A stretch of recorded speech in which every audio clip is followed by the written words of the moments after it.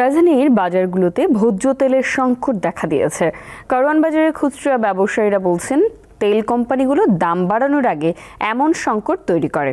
এদিকে শবে বরাত ঘিরে কিছুটা বাড়তি দামে গরুর মাংস বিক্রি হতে দেখা যায়। সাপ্তাহিক ছুটির দিনে রাজধানীর কারওয়ান বাজারে গিয়ে দেখা যায় গরু ও খাসির মাংসের দোকানে ক্রেতাদের ভিড়। ভোক্তাদের দাবি, গরু ও খাসির মাংসের দাম ক্রয় ক্ষমতার মধ্যে রাখা দরকার। তবে শবে বরাতকে ঘিরে বেশিরভাগ দোকানে গরুর মাংস বেচা বিক্রি হয় 780 টাকা কেজি দরে, যা গত শুক্রবার ছিল 750 টাকা। খাসির মাংস কেজি প্রতি 1200 থেকে 1300 টাকায় কিনতে হয় ক্রেতাকে। সবকিছুর দামই বাড়তি, এটা বলার কি আছে। আজকে বেচা কিনা খুব ভালো, কিন্তু মালের দাম 800 টাকা কেজি কেনা পড়ে। মালের দাম অনেক বেশি, খাসি তো 1300 টাকা কেজি, আড়ে তো আমরা নিজেরাই কিনে আনছি।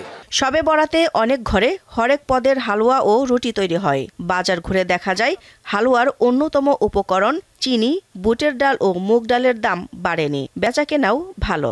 আজকে তো শবে বরাত, দেখা যাচ্ছে আমাদের বেচা কিনা ভালো। হালুয়ার ডাল, সুজি, কিশমিশ এগুলোর চাহিদা বেশি।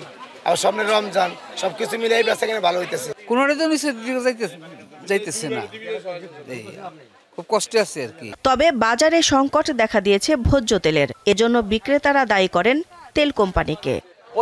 প্রতি টাইম যখন তেলটা বাড়াবে তখন একটা শর্ট পালিয়ে দেয়, তেল কমিয়া দিয়ে, আর তেলটা মানে অভাব পালিয়া তখন একটা হট্টগন্ডগোল ঠেকে দেয় বাজারের ভিতরে।